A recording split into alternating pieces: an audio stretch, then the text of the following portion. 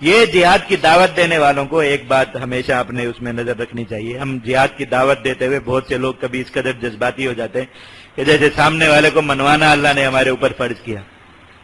یہ تسلی تو اللہ تعالیٰ نے نبی کریم صلی اللہ علیہ وسلم کو بھی دے دی تھی کہ آپ کی بات اگر کوئی نہیں مانے گا تو آپ کا کوئی نقصان نہیں.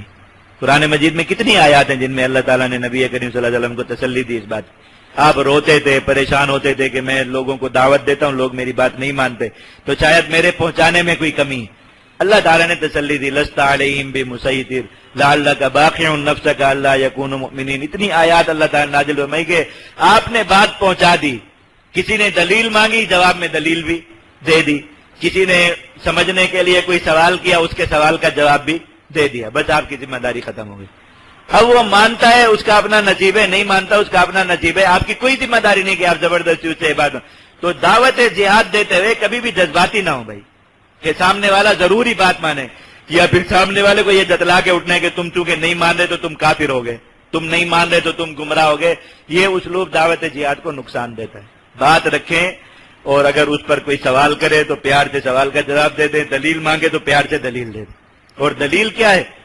جتنے دلیل سے مجاہدین مالا مال ہیں، اللہ اکبر، اتنا تو کوئی بھی نہیں ہے. آپ نماز کی، میں نے آپ کو بتایا، دعوت دیں، آپ سے کوئی 5 نمازوں کی دلیل مانگ لے، آپ قرآن سے دلیل دے سکتے ہیں؟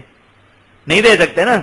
لیکن آپ جہاد کے چھوٹی چھوٹی بات کی بھی قرآن سے دلیل دے سکتے ہیں، تاکہ دعوت جہاد کی بھی قرآن سے دلیل دے سکتے ہیں. آپ جہاد کے دلائل کے اعتبار سے تو جتنے، اور دلائل اور فضائل کے اعتبار سے جتنے مجاہدین مالا مال ہیں، اتنا کوئی بھی نہیں. اس لیے آپ یہ نہیں دیکھیں گے کہ مجاہدین کسی کے فضائل چوری کر کے لاتے ہوں اپنے اوپر جذبہ، اور مجاہدین کے فضائل ہر کوئی چوری کرتا.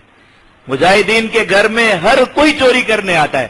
جہاد کی فضیلت لے جا کے جی یہ علم پہ رکھ دو، یہ جہاد کی فضیلت لے جا کے نماز پہ رکھ دو، یہ جہاد کی فضیلت لے جا کے دعوت پہ رکھ دو، یہ جہاد کی فضیلت فلاں کام پہ رکھ دو. ہر کوئی اٹھانے آئے گا. مجاہدین کے پاس اپنے اتنے ہیں ماشاءاللہ کہ ان کو کہیں سے جا کے لانے کی ضرورت ہی نہیں ہے کہ جہاد کی فضیلت میں کسی اور کی فضیلت کو شامل کرنے کی ضرورت. تو اللہ تعالیٰ نے فضیلت اور دلیل کے اعتبار سے بہت مالا مال کیا مجاہدین کو. لیکن ذرا طریقہ کار میں کمزوری ہے، اسلوب میں کمزوری ہے. طریقہ کار کو درست کریں. یہ تو پڑھنے پڑھانے کے ماحول میں تو چلو ایک مطلب کھل کر دلیل پر بات ہوتی ہے. عوام میں دعوت میں یہ فتوے دینا اور جہاد فرض عین ہے، جو نہیں کرتا بس وہ ضرور فاسق ہے، یہ اسلوب اختیار کرنا، منوانے کے لیے خواہ پیچھے پڑ جانا، اس میں کوئی طنزیہ باتیں کر دینا، کچھ چبھتے ہوئے جملے بول دے، یہ ساری چیزیں دعوت جہاد کو نقصان پہنچاتی.